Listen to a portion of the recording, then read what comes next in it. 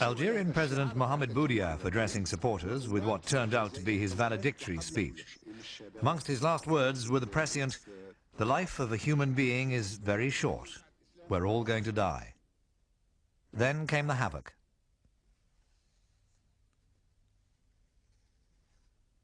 After grenades were thrown at one side of the hall to distract, the president was cut down from the rear with bullets from a submachine gun. Eyewitnesses say the assassin, who was dressed in police uniform, stepped out from behind a curtain and sprayed gunfire into Boudiaf and more than 40 others.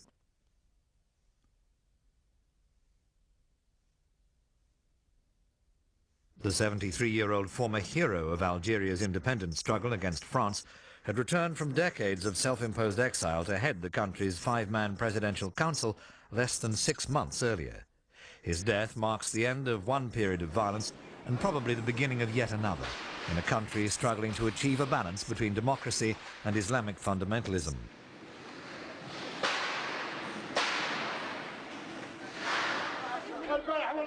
During Boudiaf's absence from the culture and people of his birth, he distanced himself from the corruption and misrule of the party he fought for, the National Liberation Front.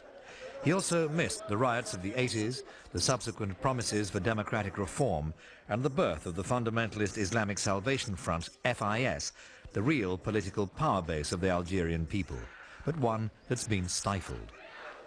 In December's election, a majority voted for FIS.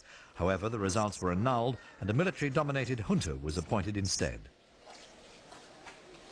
In cities that bear the scars of previous battles and years of decay, the future is uncertain for everyone as the administration does all it can to quell the rise in power of Islam. Since January, thousands of alleged Salvation Front supporters have been imprisoned. 7 of its leaders are currently facing conspiracy charges, and the dreams of an Islamic fundamentalist state are in disarray. Those who can speak for it do so in fear of their lives. The present situation in Algeria is very dangerous because the current regime is politically dead.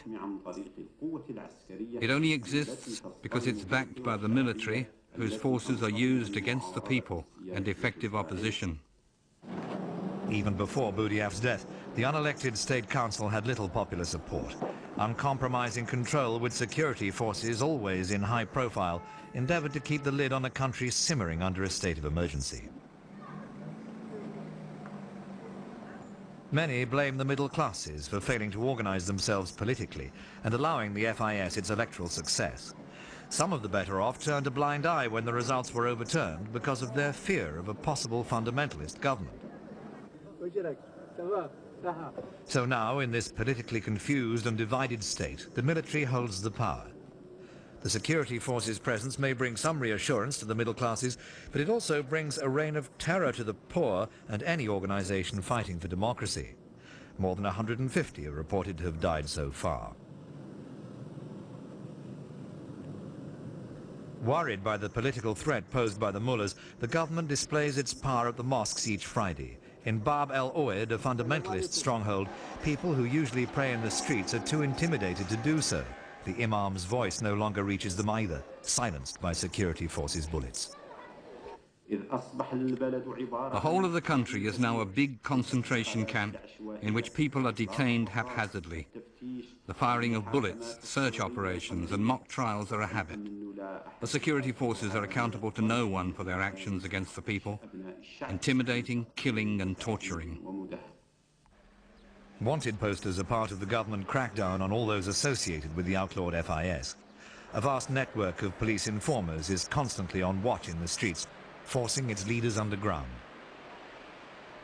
But it's easy to hide in the large old city of Algiers. For most, though, despite the tensions, life goes on as normal. On Fridays, after prayers, crowds flock to the city's parks to relax. Algerians enjoy the art of conversation. Before the assassination of their president, the usual topic was whether FIS could ever offer effective leadership. The question remains. But in the Kasbah, newspaper criticisms have always been muted by the government's power to close them down at will. However, outspoken views do get an airing. Clandestinely published bulletins appear on the walls of the old city, calling for an end to torture and blaming the government for recent violence. It's the unofficial organ of FIS, and the link with the mosque is unmistakable. And every day the city walls carry simpler, starker messages, graphically illustrating the near-total support of the poor for the Islamic Salvation Front. Algeria is living a revolution now. The Islamic Salvation Front can help to find a solution to this crisis, but cannot stop the violence to protect the regime, even if it wanted to. This admission from the FIS leadership leaves it to Algeria's imams to bear the responsibility for guiding the faithful. Appointed by the communities, they're the closest thing to democracy Algeria has.